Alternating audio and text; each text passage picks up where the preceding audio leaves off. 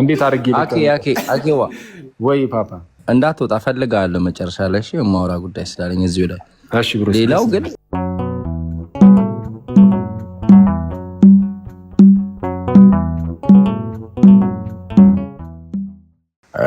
አኬ እንዲሁም ብሬ ሁላችሁንም በጣም በመጀመሪያ አመሰግናችኋለሁ። የራሴን ተናግሬ ልጣ ሰሞኑን ትንሽ ጥሩ ላይ አልነበርኩም። ወንድም አርፎ ብራዘር አርፏል እና ለደወላችሁልኝ እዚህ ውስጥ ያላችሁትን በሙሉ እየደወላችሁ ላጽናናችሁ ብዙ ነገር በተለይ እውነት የኛ ልጆች በጣም እስኪገርመኝ ድረስ እንትን ስትሉኝ የነበራችሁት እየጻፋችሁልኝ በጣም በጣም በጣም በብዙ ኢቨን ቪዲዮ እየሰራችሁ እየላካችሁልኝ እኔን ለማዝናናት ያደረጋችሁት ነገር እግዚአብሔር ምስክሬ ነው የምላችሁ በህይወቴ ልረሳው አልችልም። ባለውለታዬ ናችሁ የእውነት የእውነት የእውነት እና ሁላችሁንም በጣም አከብራችኋለሁ። አክሊል ትንሽ ነገር እንድትናገር የምፈልገው ወይም እንድትል የምፈልገው ነገር ምንድነው? ብዙ ሰው በህይወት እንትን ላይ ገጠመኝ ውስጥ ሲያርፍ አይኖ እግዚአብሔር ያለው ነው የሆነው ቢባል እንኳን በዛች ሰዓት ውስጥ እጅግ በጣም አስቸጋሪ መቀበል ነው ያለው። ማለት ለመቀበል የሚከብድበት ነው። በተለይ ደግሞ በእድሜ ወጣት ሆኖ ወይ ሳታስታምመው ወይ እንደዚህ ሰው ሲያልፍ እጅግ በጣም በእውነት በጣም ያሳዝናል። ከልቤ ነው የምነግራችሁና ምንም ብትሉት ያ ሰው ሊጽናና የማይችልበት ሲቹዌሽን ነው እንትን የሚለው የሚገጥመውና እንዲህ አይነት እንትኖች ለብዙ ጊዜ ቪዲዮ ተቆርጦ እንኳን ለሰው መላክ የሚቻልበት ወይ ቢኖር እኔ አሁን እግዚአብሔርን እውነቱን ስነግራችሁ እግዚአብሔርን የጠየኩት ነገር ቢኖር በቃ እኔ በርትቼ ፋሚሊን ለማበረታታት ነበር። በቃ የኔ እንትኑ እዛ ጋር ነበር። ከዛ እግዚአብሔር ግን አደረገልኝ። በቃ እንደማልመልሰው ሳውቅ ነገሮች እንደማይሆኑ ሳውቅ እናቴ ጋር ነበር ፎከስ ያደረኩት። ለምን ትንሽ ከባድ ጊዜ ነበረ ስታሳልፍ የነበረው በሰዓቱ። ምክንያቱም አጋጣሚ ነው ይሄ ያረፈው ምናምንና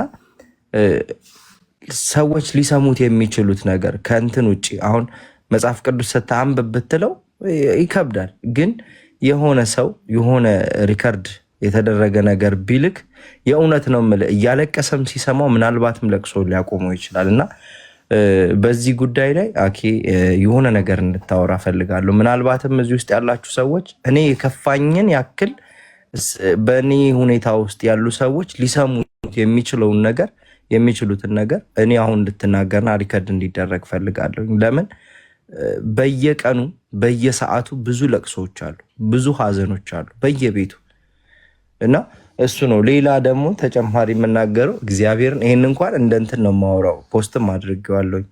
ለካ ሰው የለቅሶ ቤት ምስር ወዳለሁ ይላልና ያንን ምስር የምንወደው የእውነት እኔ አንዱ ነበርኩኝ የለቅሶ ቤት ምስር የሚወድ እና የምሬን ነው የምላችሁ። ለካ ለቅሶ የኛ ስላልሆነ ነው የምንወደው ያንን ምስር እና በጣም ነው እንትን ስል የነበረውና አይ ቲንክ ያስተጋባል ሙሌ መሰለኝ እና ያ ነው ብቻ። አክሊል አሁን የሆነ ነገር እንድትል ፈልጋለሁኝ። አመሰግናለሁኝ። እሺ በመጀመሪያ ደረጃ እንግዲህ ነፍስ ይማር አቤሉ። ያው እንግዲህ በሰፊው አገኛለሁ ብዬ ነው አሁን ልመጣ ስለሆነ እሑድ ምናምን ብቅ እላለሁ ብያለሁ ጌታ ቢፈቅድና ብንኖር እና ኤኒዌይስ ያው እሱ እንዳለ ሆኖ ግን አሁን ያነሳው ሀሳብ እውነቱን ለመናገር ወይ ራሱን ችሉ አንድ ቪዲዮ ተሰርቶበት ከዛ ላይ ቢገባበት ምናምን በስነስርዓት በዝግጅት ምናምን በጣም ጥሩ ነው። ምክንያቱም እንዳልከው ይሄ በጣም የብዙዎች ችግር በጣም የብዙዎች የውስጥ ህመም ምናምን ስለሚሆን እውነቱን ለመናገር እንዲህ በቀላሉ የምናገረውም አይደለም፣ ጌታ በሚያውቀው ማለት ነው።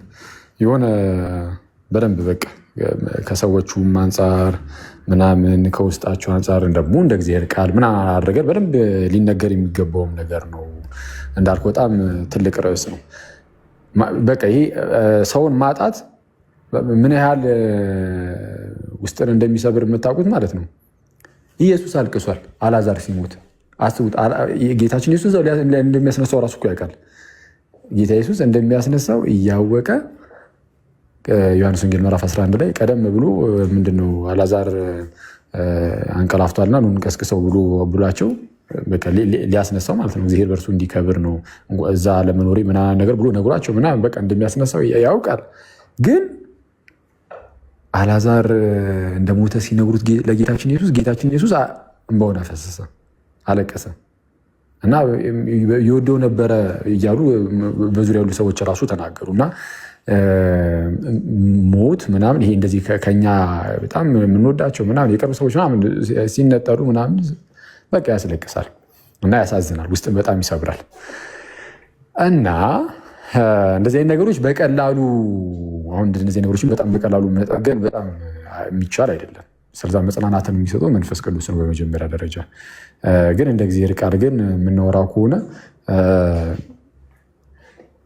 ያው እኔ እዚህ የምንኖርበትን ነገር እንትን ማለት ነው እንዳልኩት አሁን ዝም ብሎ እንደው ትንሽ ነገር እንበልበት እንጂ አንድ ቀን እንገባበታለን። ቪዲዮ ሰርችበት ላይቭ እገባበታለሁ። ግን ዝም ቤት ትንሽ ነገር ለማለት ያህል እኔ ትልቁ ነገር ማወቅ ያለብን ነገር በቃ ይሄ ሲጀመር ይሄ የምንኖርበት ምድር የኛ ቦታ አይደለም፣ በቃ ቤታችን አይደለም።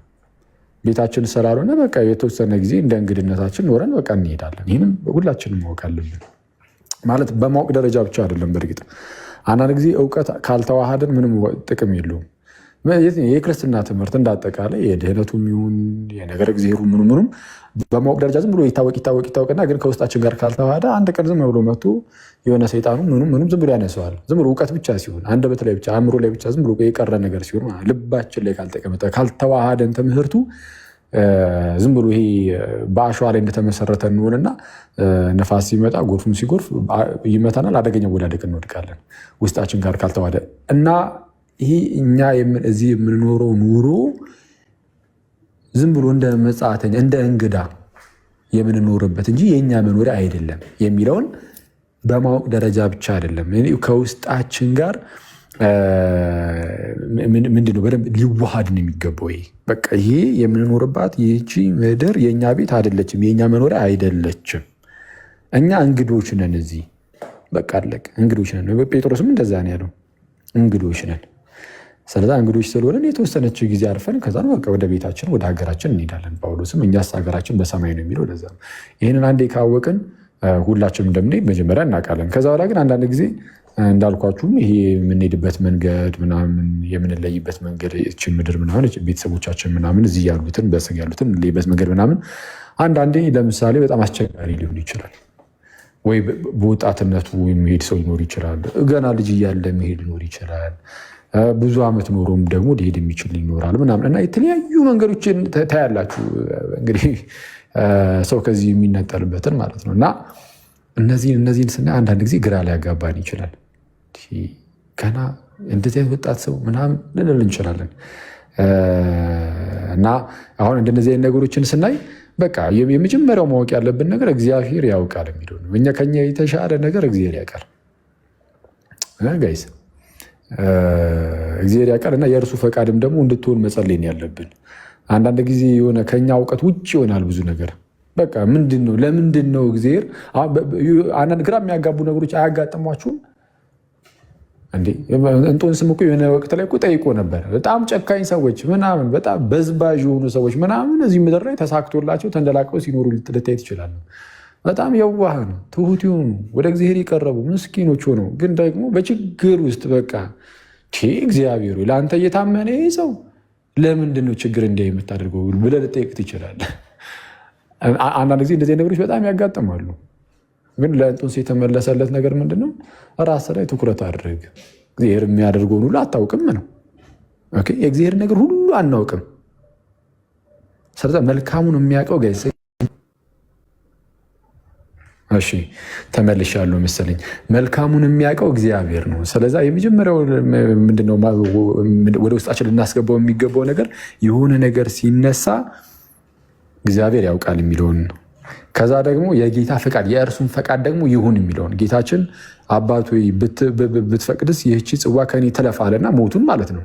ነገር ግን የአንተ ፈቃድ ይሁን እንጂ የኔ አይሁን አለ።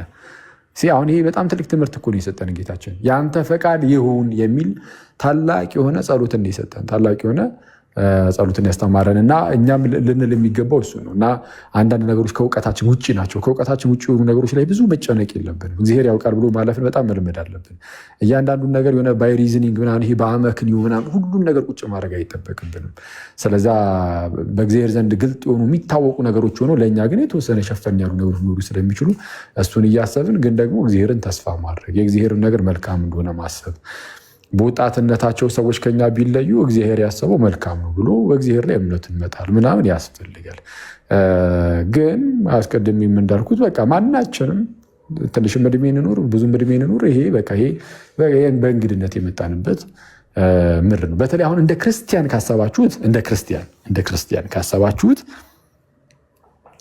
ካሰባችሁት እንግዳ ቤት ሄዳችሁ የራሳችሁ ቤት ያልሆነ ቦታ ማለት ነው ሄዳችሁ ብዙ ጊዜ መኖር አሁን ያን ያህል ምቾት ይሰጣል? እውነቱን ለመናገር ያን ያህል ምቾት አይሰጥም። እንደ ክርስቲያን ካወራ ነው በጊዜ የሚሄዱት እንደውም በቃ ያው እንደ ክርስቲያን ካወራ ነው ጥሩ ነው።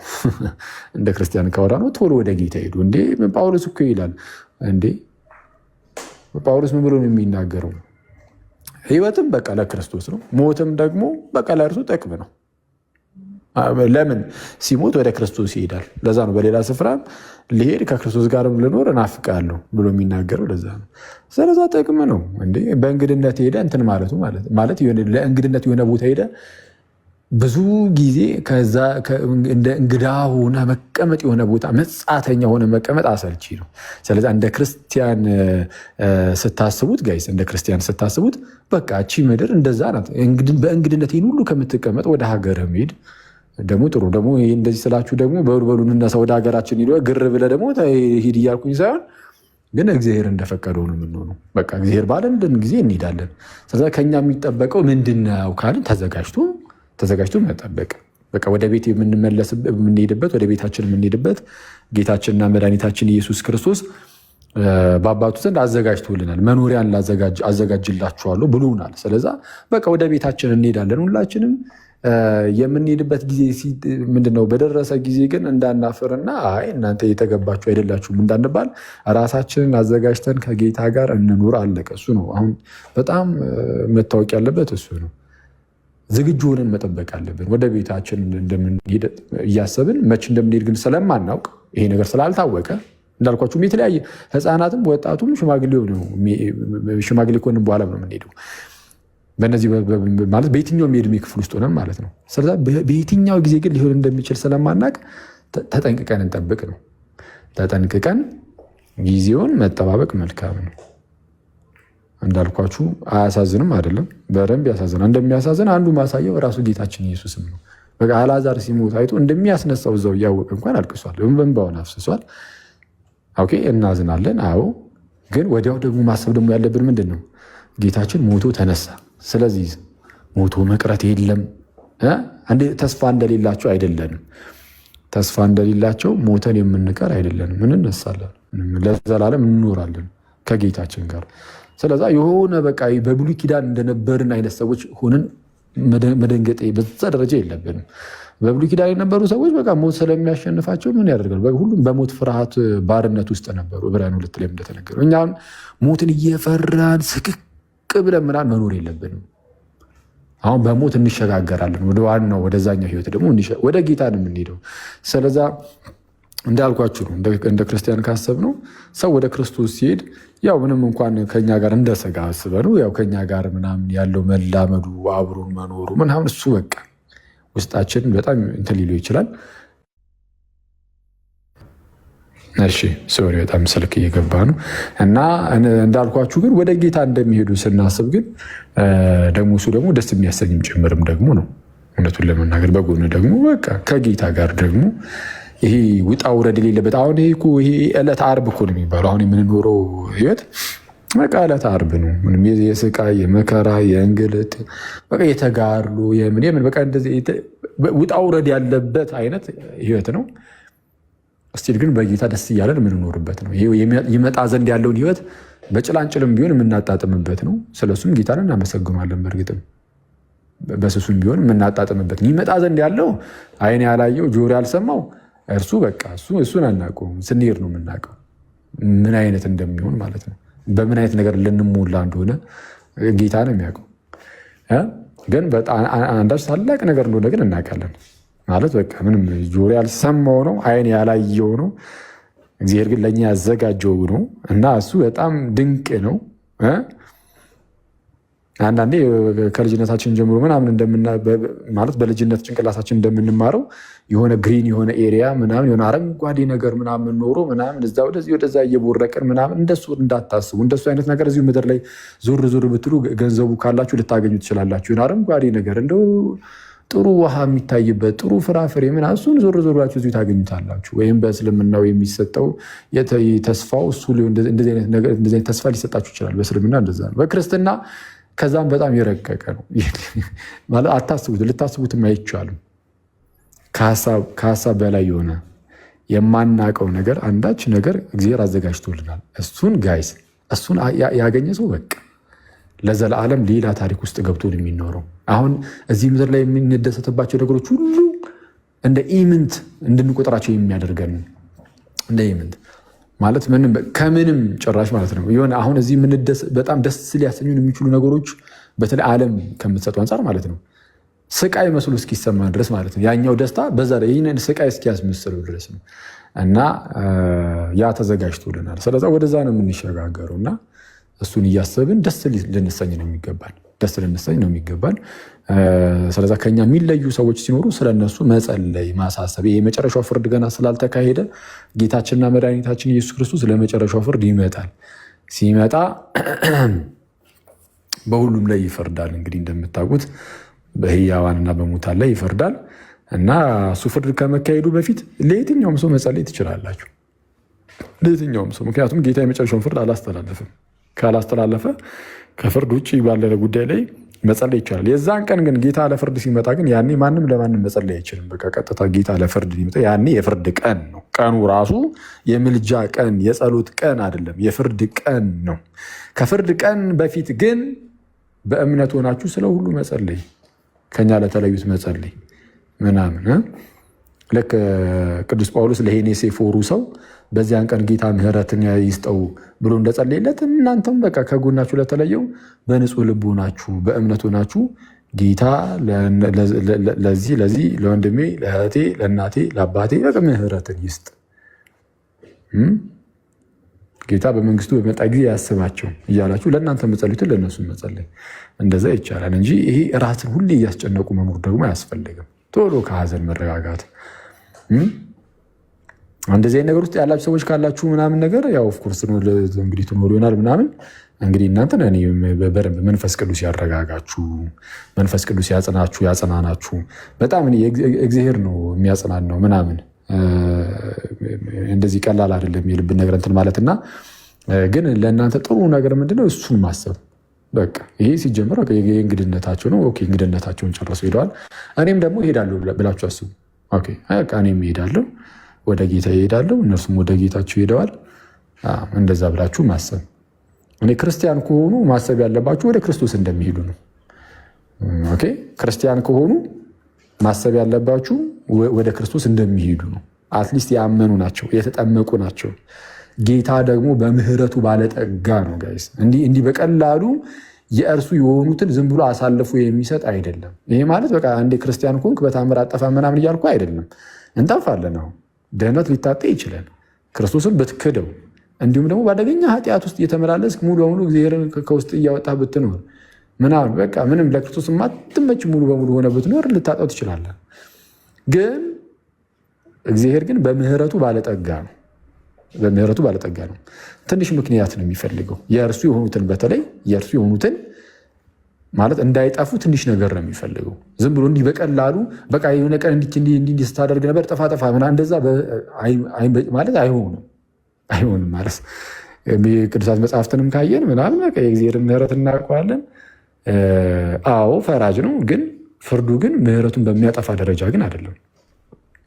ፍርዱ ምህረቱን በሚያጠፋ ደረጃ አይደለም። እና ስለዛ ስታስቡ ማሰብ ያለባችሁ ስለ ቤተሰቦቻችሁ ምናምንም በጌታ አቀፍ እንደሚሆኑ ማሰብ አለባችሁ።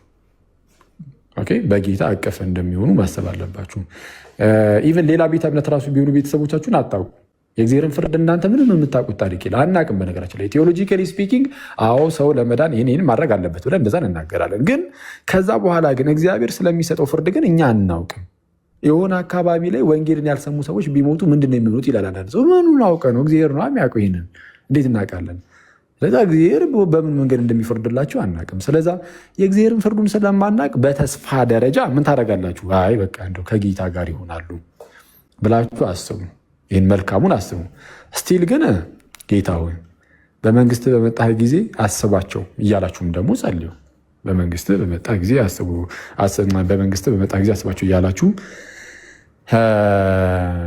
ጸልዩላቸው። ጌታ በዛ ቀን ምሕረትን አድርግላቸው እያላችሁ እንደዚህ በጸሎታችሁ አስቧቸው ምናምን እና እንደዛ ነው።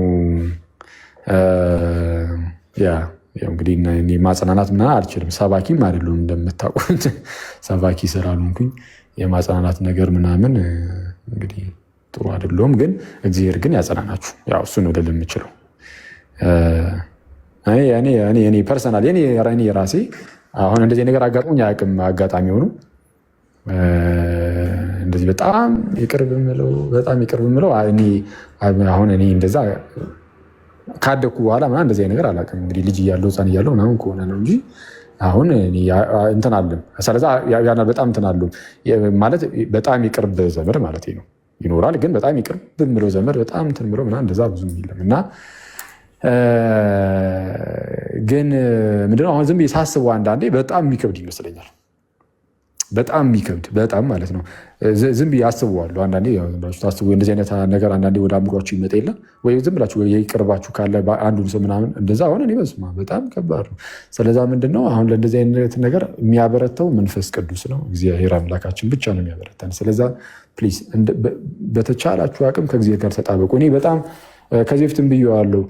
ብዙ ጊዜ የማስበው በቃ ወደዛ አሁን በተለይ ወደ ሰሜኑ ምናምን ይሄ ያኔ የነበረው ጦርነቱ ምን አለ አይደል?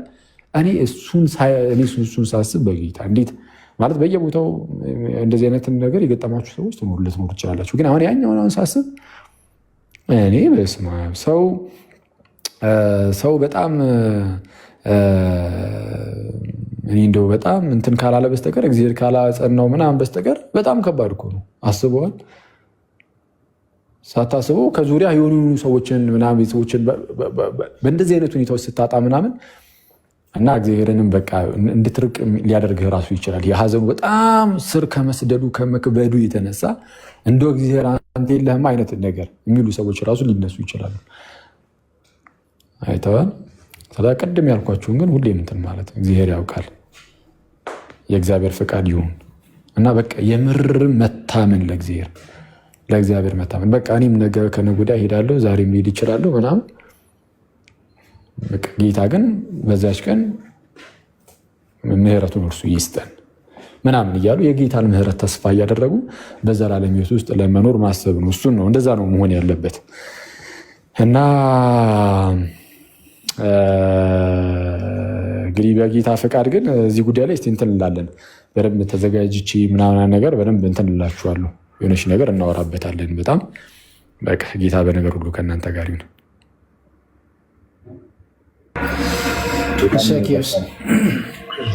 አሜን።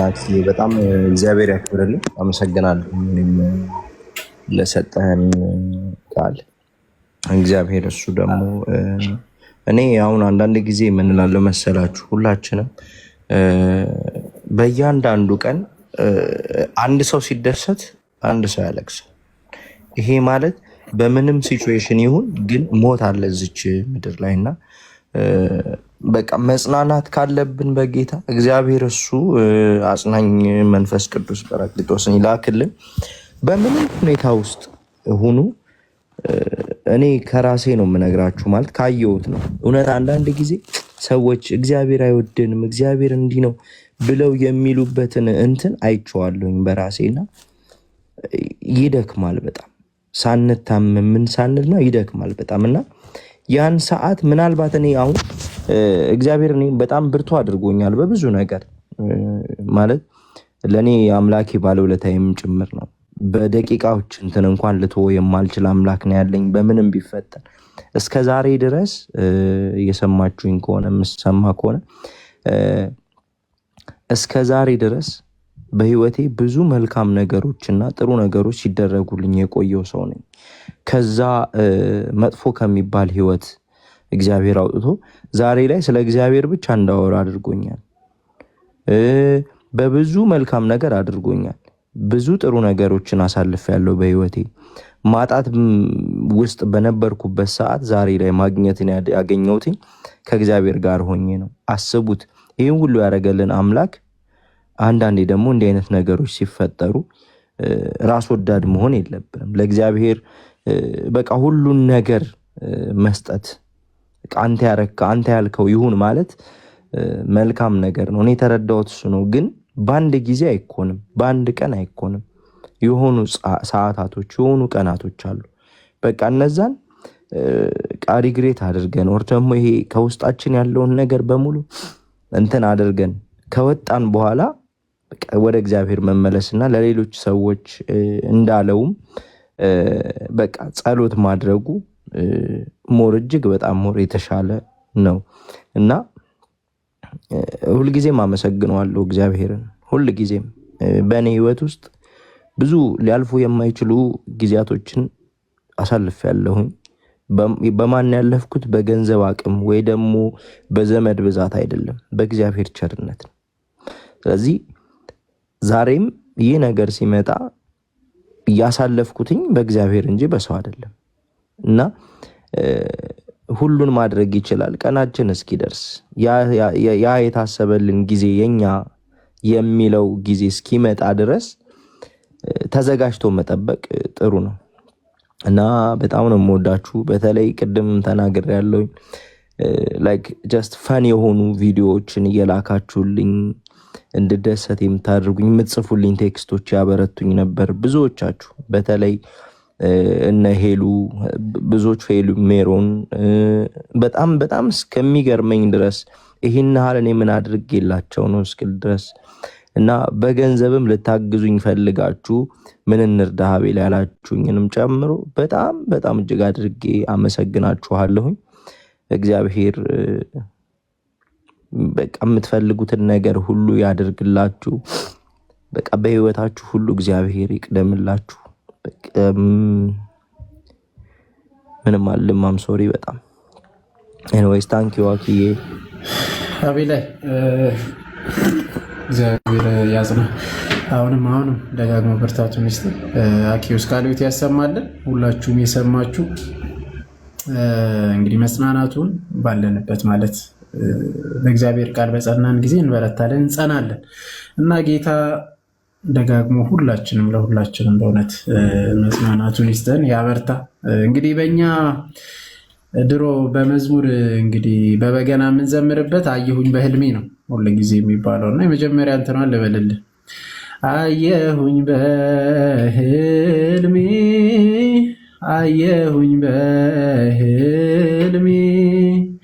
ሞት የተባለውን ዕዳ ተሸክሜ ሰማሁኝ በዝና ቀጠሮ አክባሪ ነው ሞት አይረሳምና ሞት አይቀርምና ሞት ይቅር ይላሉ ሞት ቢቀር አልወድም ድንጋዩም አፈሩም ከሰው ፊት አይከብድም እና ሞት አይቀርም። እያንዳንዳችን በሉ እናንተ ሄዱ እኛም ወደዛው ነን እንሄዳለን፣ ተራ በተራ እንሄዳለን። ያው ሞት የነፍስና የስጋ መለያየት ነው። ድጋሚ ደግሞ አንድ ላይ እንነሳለን። ያቺ ነፍስ ወደ ስጋችን ተመልሰ በእግዚአብሔር ፊት ለፊት እንቆማለንና አኪዮስ እንግዲህ በደንብ ደጋግሞ አስተምሮናል። ቀጣይ ላይ ደግሞ ያቺ ተስፋ የምንጠብቃትን እግዚአብሔር ያወርሰን፣ ሁላችንም መጽናናቱን ሰጥቶን ስለምንሄድ ይችን ማመን አለብን። ሁላችንም ተራ በተራ ስለምንሄድ ማለት ነው። ጊዜ እንጠብቃለን እንጂ ለእያንዳንዳችን ቀጠሮ ተይዞልናል። ግን ቤታችን እናሰናዳ። እንደ ሕዝቅያስ ሕዝቅያስ የተነገረለትን እናስታውስ። በቃ ቤትህን አዘጋጅ ነው የተባለው። ሁላችንም ቤታችንን እናዘጋጅ፣ ጸንተን በቃ እንጠብቅ። ያው የጌታ መምጫ የተባለው ሁለት ነው። አንደኛ ጌታችን ዳግም መጥቶ ፍርድን የሚሰጥ ነው። አንድም ደግሞ ሞት ነው። ጌታ መቼ እንደሚመጣብን ስለማናውቅ በአንድም በሌላም እንግዲህ መጽናት ነው። በቃ ተግቶ መጠበቅ ነው። እንደ ሌባ ነው አመጣጡም ደግሞ እንደ ሌባ በምን ሰዓት እንደሚመጣ ስለማናቅ እያንዳንዳችን ለራሳችን እናልቅስ። በነገራችን ላይ ዝግጁ ነኝ ወይስ አይደለሁም ብለን ወደ ራሳችን መመልከት አለብን። ይሄ ደግሞ መጸለይ አለብን ለዛ ሰው በቃ በተቻለን አቅም እንጸልያለን። ግን ደግሞ ወደ ራሳችን መመልከት አለብን እና ወደ ራሳችን እንመልከት፣ ጸሎት እናደርግ፣ ጀስት እንጽና። በቃ ዝግጁ ሆነን እንጠብቅ ጌታንና አቤላይ እግዚአብሔር አምላክ አሁንም መጽናናቱን ይስጥልን። በዛ ውስጥ ያላችሁ እዚህ ውስጥ ለሚሰሙ እንደዚህ አይነት ሲቹዌሽን ውስጥ ያላችሁ ሁላችሁም እግዚአብሔር አምላክ መጽናናቱን ይስጣችሁ ባላችሁበት እና ጌታ ያክብርልን። አኬዎስ እንግዲህ እንቋጭ እዚህ ላይ ይመስለኛል።